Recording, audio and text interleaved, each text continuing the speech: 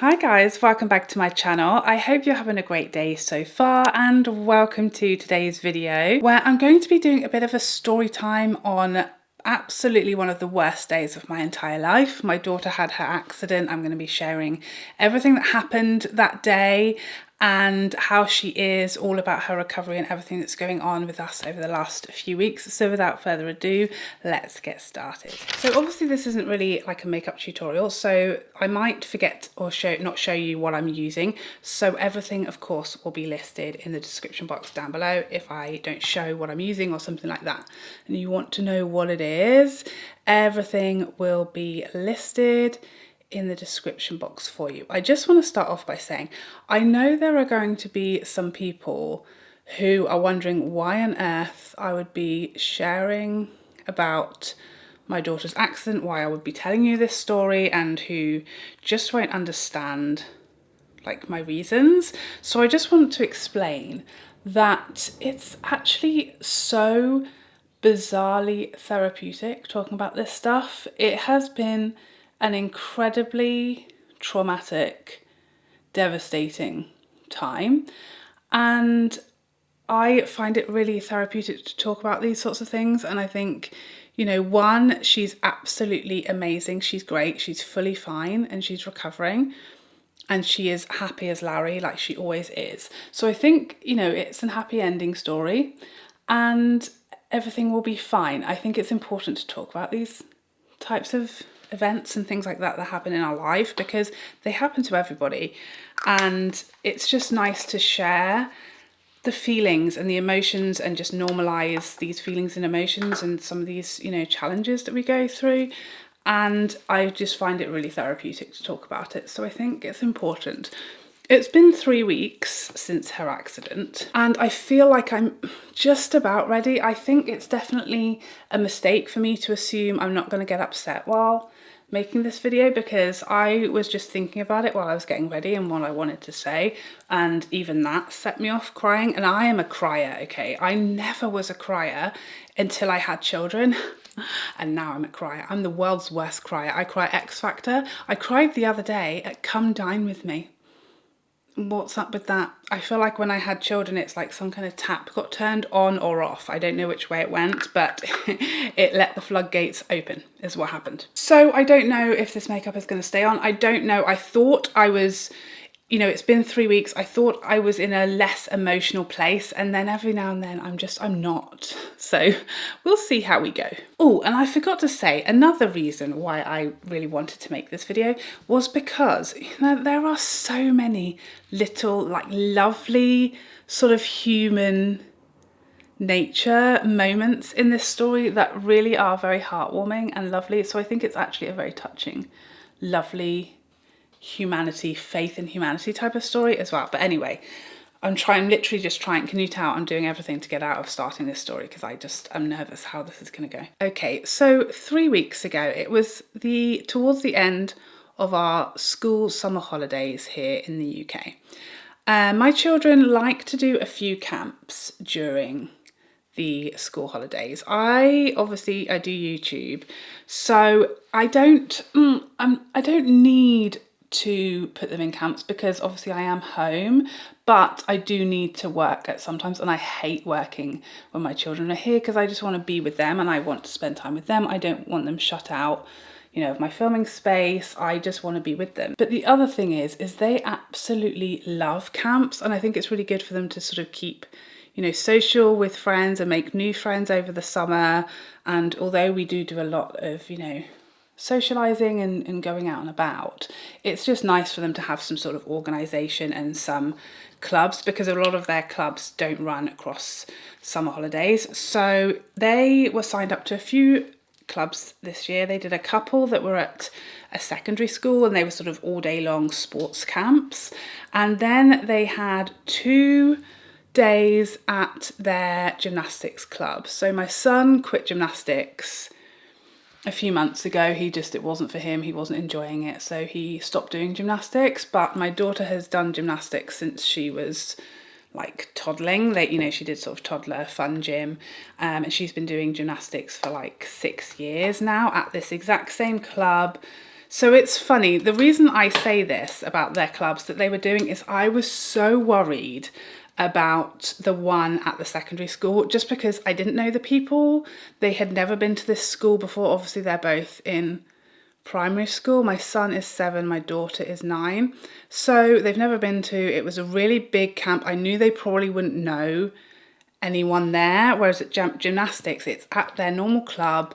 You know, their coaches are there. They probably know a few of the other children. I just feel a lot more relaxed about them going to that camp. They've been to it lots of times before. I know they love it. I know they're really safe there. So it's definitely not lost on me, like the irony of my judgment of these camps, that I thought, oh, you know, I was so worried about whether they were going to be safe and whether they're going to be happy at their first camp. And then obviously the accident happened at their gymnastics camp, which is just typical, isn't it? That the place you think they're safest, and they just managed to get themselves into trouble still. So they were off to this gymnastics camp, and by coincidence, my husband was off work and I didn't need to really work that day.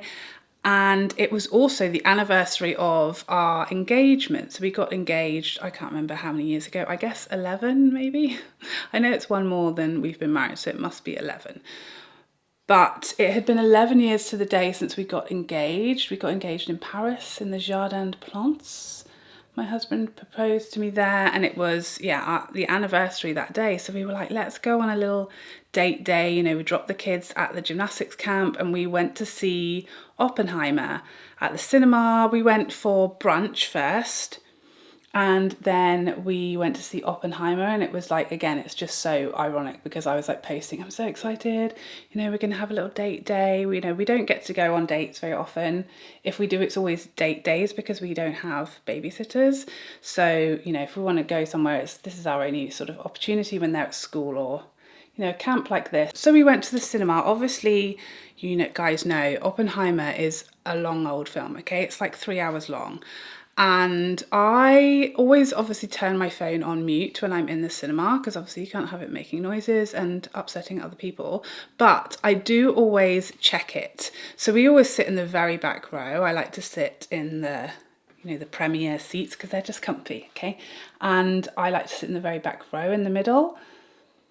So that's where we sit. And I'm just, because I am, you know, a nervous parent who's always worrying about her children when they're not with me, I'm always sort of just having a little glance at my phone throughout the film, and thank goodness I was, because when I checked it, and I don't check it every 5 seconds, but I was sort of checking it maybe every like 15 minutes, just looking at it. Anyone tried to call me? Is everything okay? And I see at one point, we're probably 2 hours into the film, okay?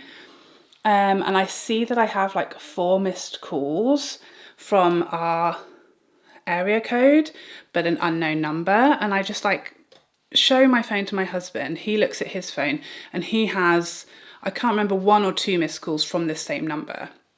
So both of us are thinking, is it gymnastics? It could be anyone, it could be anything, but our concern is it gymnastics? So anyway, he goes out to call this number to see who it is. And I'm not concerned really at this time.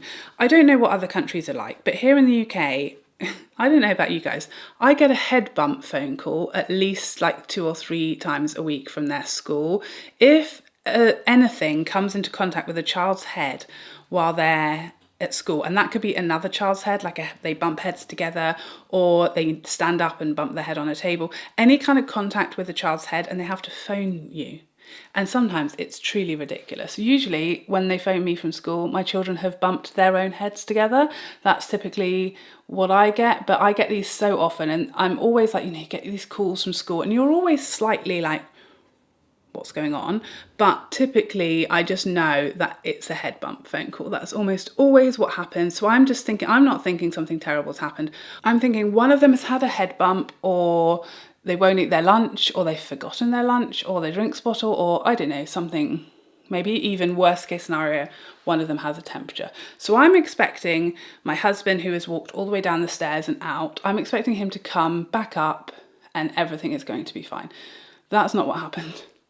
What happened is he reappeared like at the bottom of the stairs, and he's not sort of doing this or anything dramatic, but he's obviously just, he's not coming back up straight away.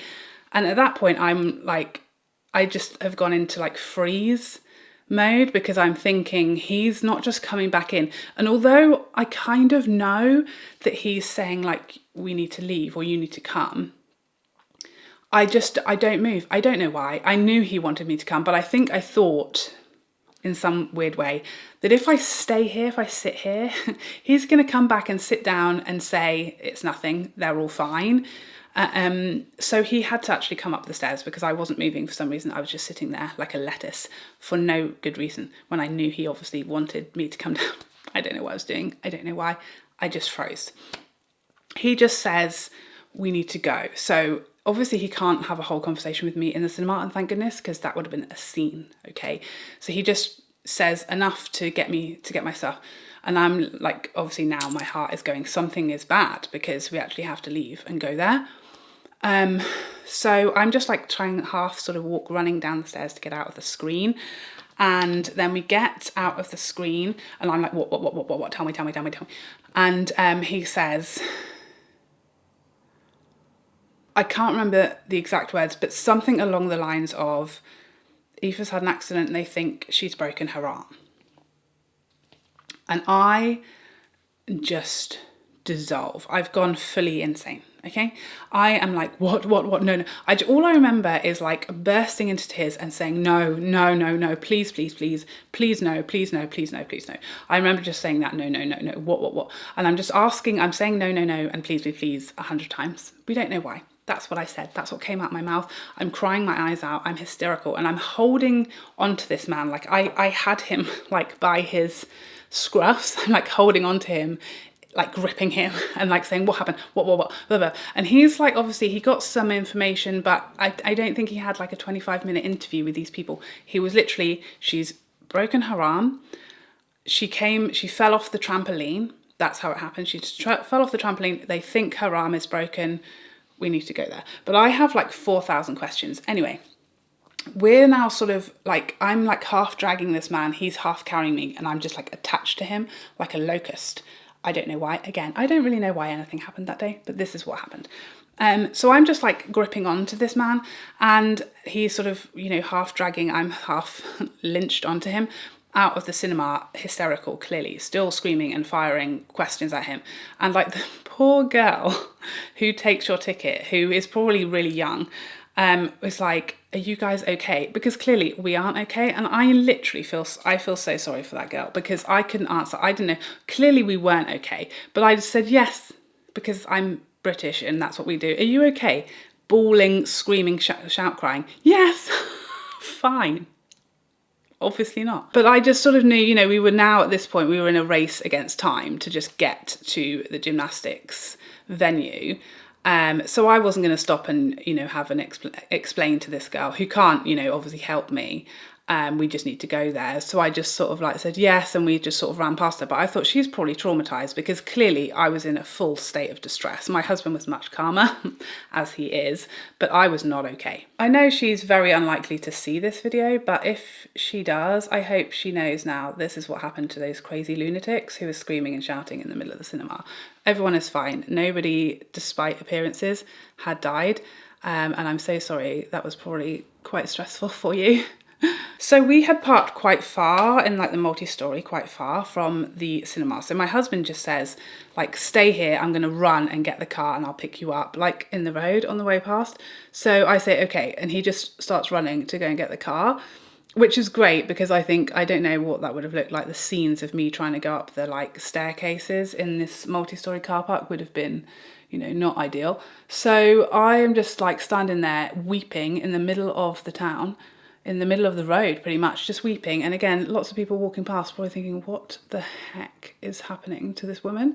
So I'm just standing there and I'm having a panic attack and I'm freaking out and I'm absolutely devastated because my daughter is just the sweetest, happiest, most delightful person I've ever met in my life and will ever meet. She's so sweet and kind and innocent and loving, and the thought that something had happened to her, and I'm obviously being tortured because I didn't answer the phone immediately either because I was in the flippin' cinema watching bloomin' Oppenheimer, and I feel like the worst mother from hell. The one thing that has consoled me with this guilt since the accident is that, you know, I'm thinking, oh, you know, we weren't working, we didn't need to go to the cinema, but obviously you don't think something like this is going to happen. And ultimately, if we had both been at work in our old office, we would have been like an hour away. Even if we'd answered the phone that minute, it would have taken us an hour to get to the gymnastics centre. But we were only like 15 minutes away because we were at the cinema, which is much closer to where their gymnastics is than, like, I mean, it's probably closer than home, and it's certainly closer than work. So actually, you know, we got there in like half an hour from it happening, which is, you know, way longer. I would have liked it to have been 10 seconds, clearly. But yeah, that was what was torturing me, is why did we go to the cinema today? Why did we do that? Why did we not wait at home by the phone for, you know, an accident to happen, which clearly is what I should have been doing, apparently. So that's all going through my head. My husband pulls up and we drive off, and then it's question time. I'm firing all these questions at him.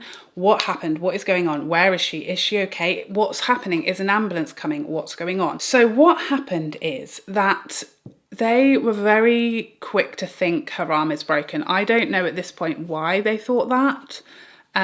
But it will become clear shortly. Their protocol for like a broken limb, obviously they are very professional. They are like part of the British gymnastics setup. We have, you know, professional, experienced people who deal with sports injuries and accidents all of the time. Their protocol is to call the parents and then for the parents to sort of decide. But because they couldn't immediately get hold of us, they called 999. They called an ambulance. But the ambulance said basically, you're better off bringing her to hospital, because if we wait for an ambulance, it's going to be like an hour, or it could even be hours for the ambulance to come for a broken arm, which obviously for a child is a horrendous thing, but it's clearly also not like life-threatening. You know, it's not an allergic reaction, it's not a spinal injury, it's not a heart attack. So on the list of like ambulance response priorities, she's really far down the list, and therefore they were sort of saying, look, the best thing to do is for you to take her yourself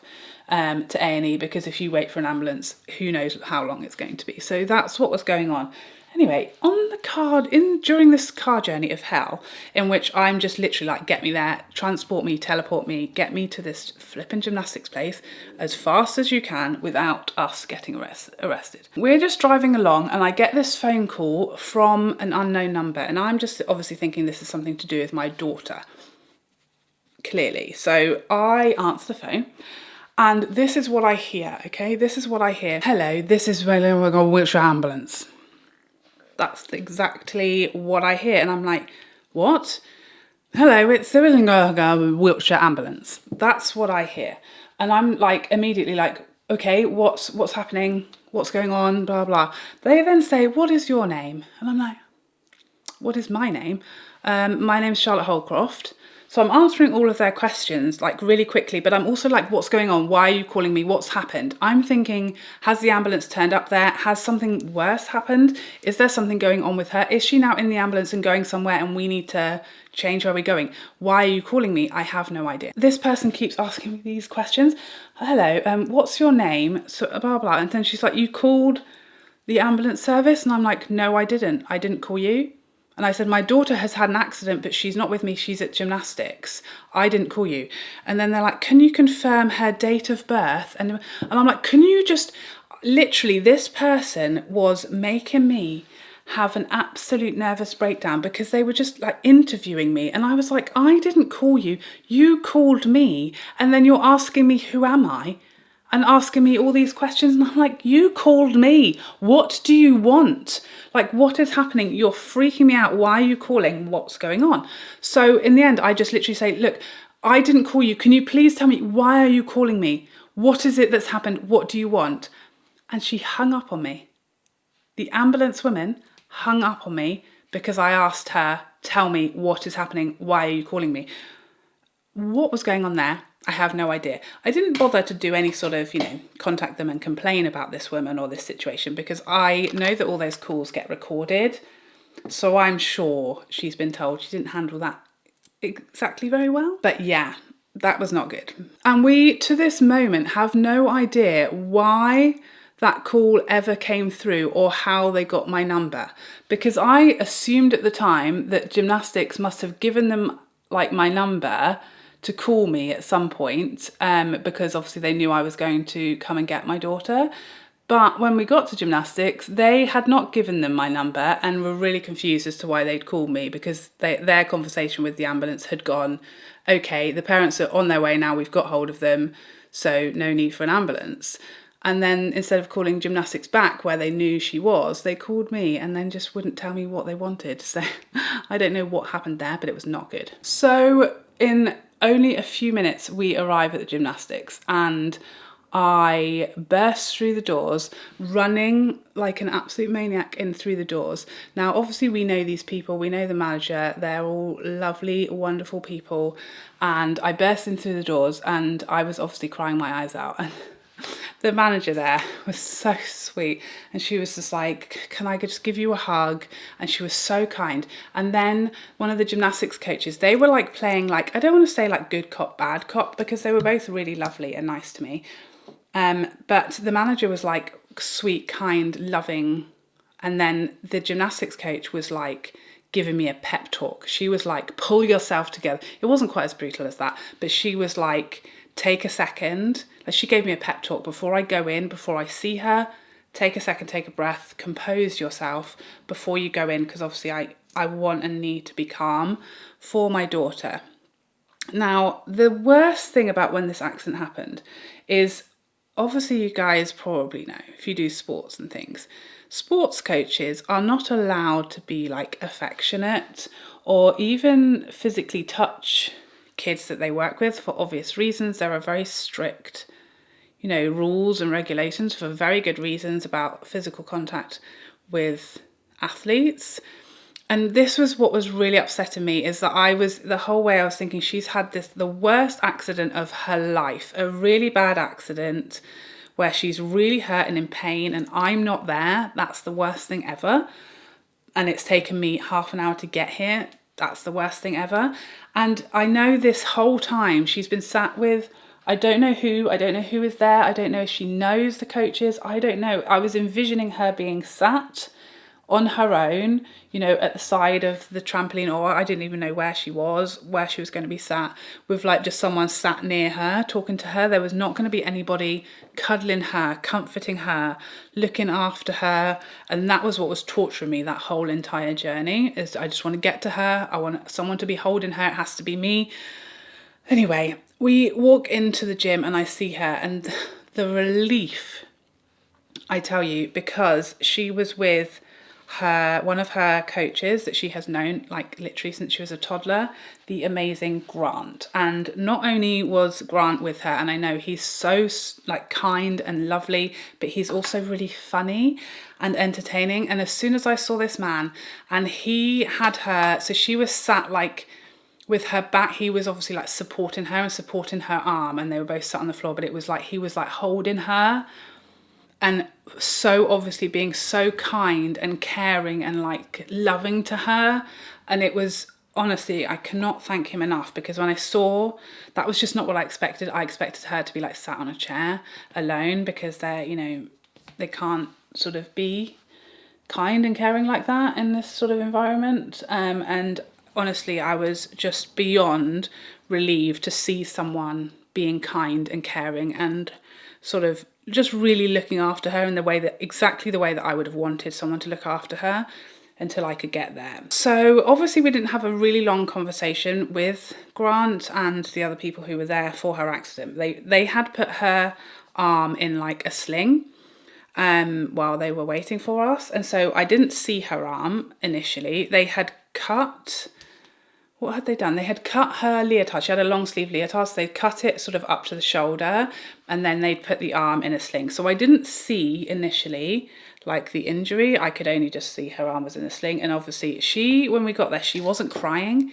It was worse, do you know what I mean by that? She wasn't crying. She was completely silent, quiet, still. She didn't even really cry when I got there, which you would think, you know, that's the sort of normal reassuring thing for a child. They see their mum, they start crying. She didn't.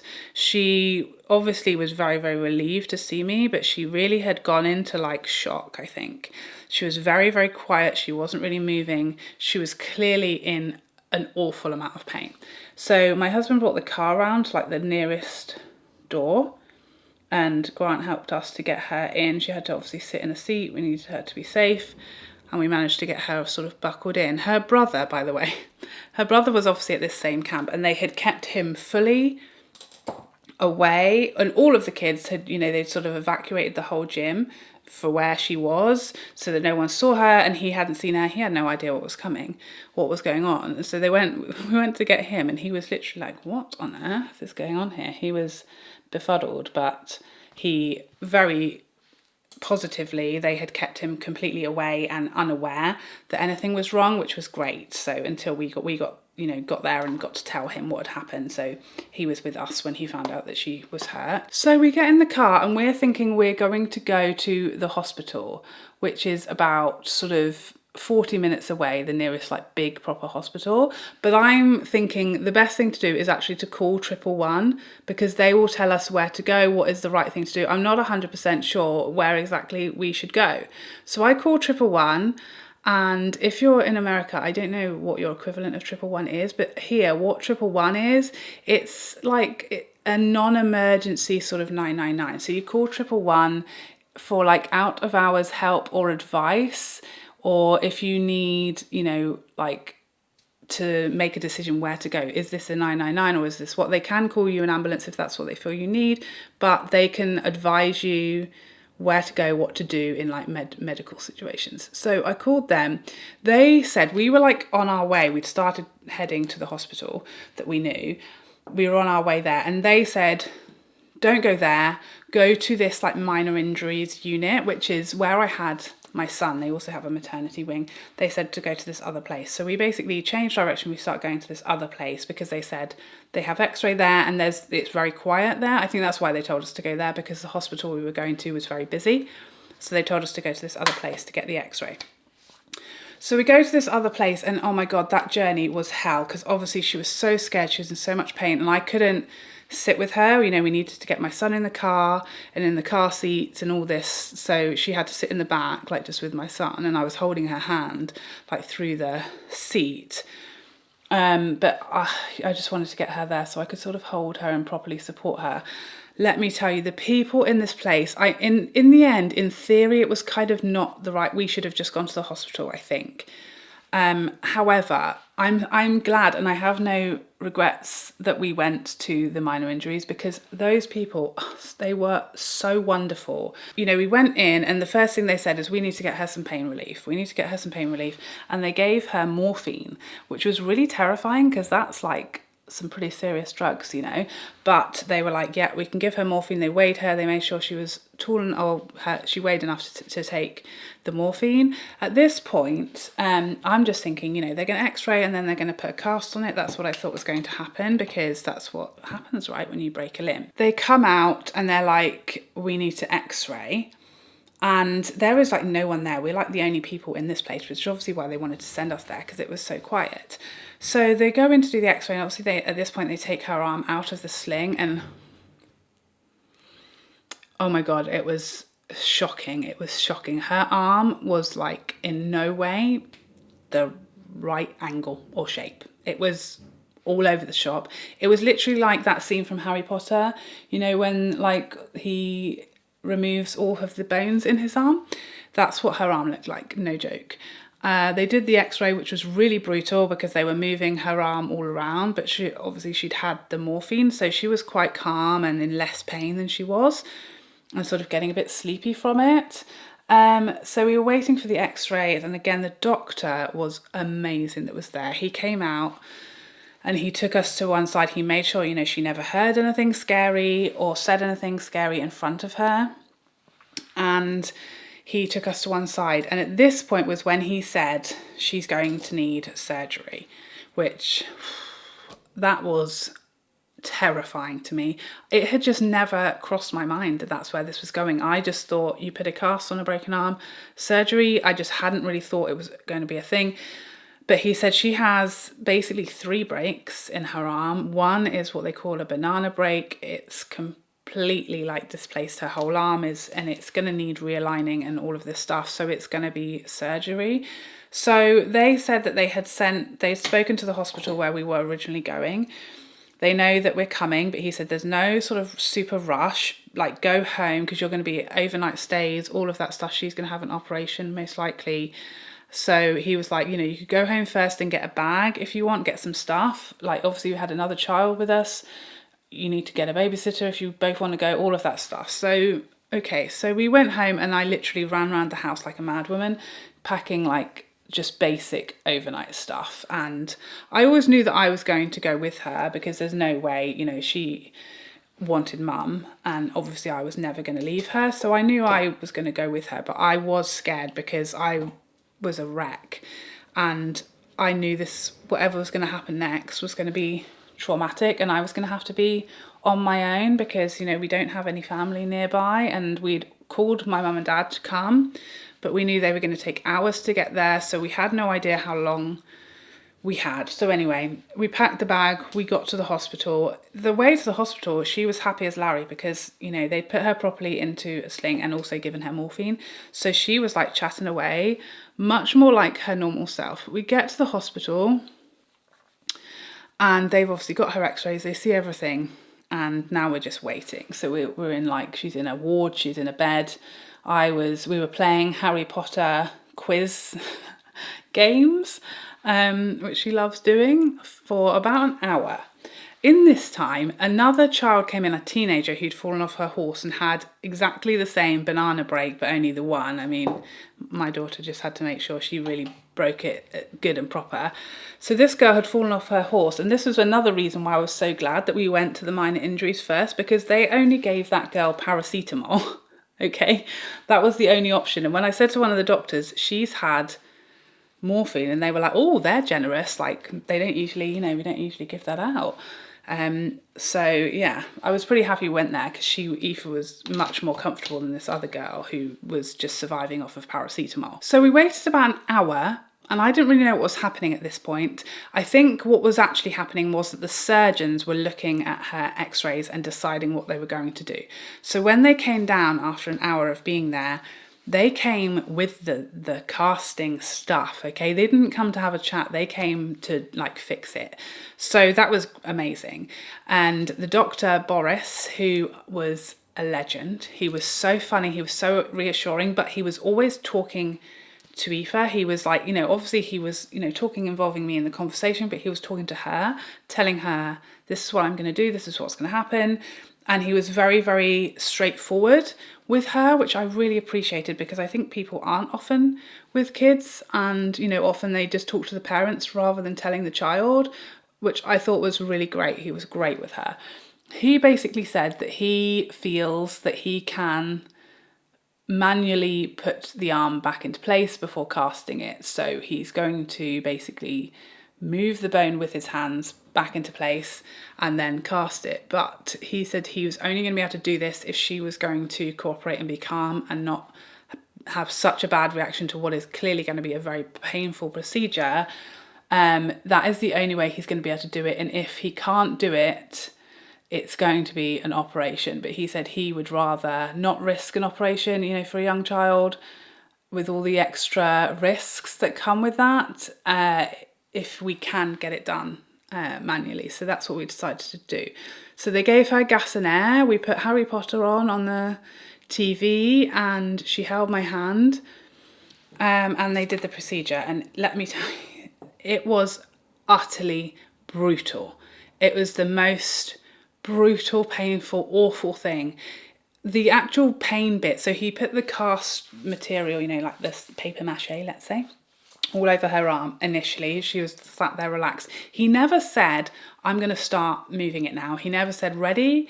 He never said anything. He just started doing it, which I think, again, in hindsight, was probably very clever because she would have got scared and maybe freaked out, I don't know. But he just started doing it, and I didn't even know it was coming, but she just started screaming, and her little face, she was just looking at me like, help me, mummy. And she didn't fight it, she didn't thrash about, but oh my gosh, she obviously was in so much pain, and it was horrendous. But it was, you know, probably, although it felt like a long time, probably a few minutes. And he felt like he'd done it. He felt like it was, you know, aligned, and he felt like the job was good. Got the rest of the cast done. She very quickly calmed down. You know, we had the gas and air, and that was helping her to calm down. And yeah, the cast was on, and we didn't have to stay overnight. We then could go home, and her grandma and granddad had arrived in this time, so that was really nice. We stopped at KFC and got her a drive-through on the way home. And you know, she had painkillers. We were giving her lots of paracetamol, ibuprofen to help with the pain, because it was still really painful, and she was still, you know, really quiet. But the cast was on, so she was obviously much more supported in her arm, and she'd had a lot of pain relief at this point, so she was, you know, becoming a bit more like herself, but she was also so tired. So, you know, we got home, grandma and granddad got to like fuss and love on her, and then we pretty much put her to bed. She wanted to sleep in with her brother, so they slept in the same room together. He has a bunk bed, so whenever they want to have sleepovers, they sleep over, and they wanted to sleep together that night, so they slept over. She didn't have any problems going to sleep that night. She woke up the next day and it was really no pain whatsoever. Since then, I didn't realise, I thought, you know, we put the cast on and then like that's that, everything is fine. But apparently I didn't realise this, there was still a potential that she would need surgery if, when they re-x-rayed in a week, it wasn't healing or it had moved. But we got her first x-ray after a week and it hadn't moved, so that was, we're like one step closer away, or one step away further from surgery being an option. And then we had to go back the following week, so we did a week and then a 2-week marker, and at the 2-week marker they said, okay, now it isn't moving and it's starting to heal, so like surgery is basically off the table, barring anything like if she fell on it or something. And then the latest update of the 3-week that we've just had, they basically said they don't need to see her again until it's time for the cast to come off in like 3 weeks. So fingers crossed, we now just have 3 weeks of doing what we're doing, and she's going to be out of cast and then really back into the healing process. She obviously can't do any of her favourite things, which was really heartbreaking. And the only thing she really cared about was that she can't do gymnastics, because she just loves gymnastics. She is just never stops. Cartwheels, handstands. She's just always doing round, like she does it all day long, every day. It's all she wants to do is gymnastics. So that was the hardest thing. I was sad that she was going to miss out on swimming and all of these things. You know, we had trips planned because it was the last couple of weeks of the summer holidays that we couldn't do, but we managed to take her to Harry Potter World, which was, you know, one of her favourite places to go, that she could go and not miss out on anything with, you know, her broken arm. We wanted to go to Chessington, but obviously she wouldn't have been able to really go on any of the rides, so we felt like, what was the point? So it was really nice that we got to do a really exciting trip for her. And let me tell you, I thought it was going to be so sad and so heartbreaking, this healing process, because she's just missing out on so much.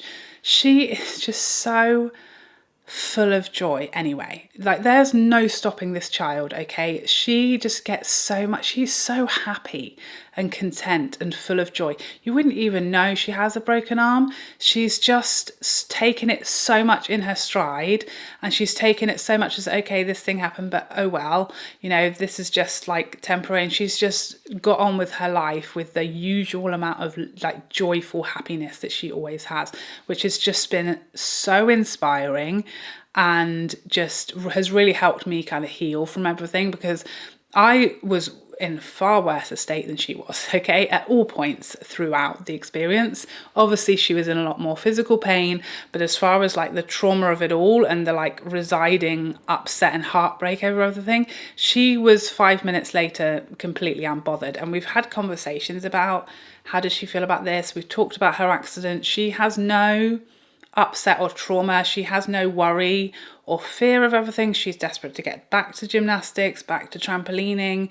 She doesn't really mind that most of the things that she's missing out on. Even when I talk to her about how she feels about missing out on gymnastics, she's like, yeah, it's annoying, but she is just so resilient and just such a happy girl that has really like healed my heart, because it's been so much less awful, the recovery bit, than what I envisioned it being like, you know? So, I mean, there you have it. That is the horrifying, awful, worst day of my life in a nutshell. I try and think back, and, you know, there's definitely been a day or two that were worse when my son was in the hospital when he was a newborn, because that was just much more serious. Like, obviously she had hurt herself and had a bad accident, but she was never unsafe, you know, she was never unwell, whereas he really was as a newborn. So I think this is probably the second or third worst day of my life,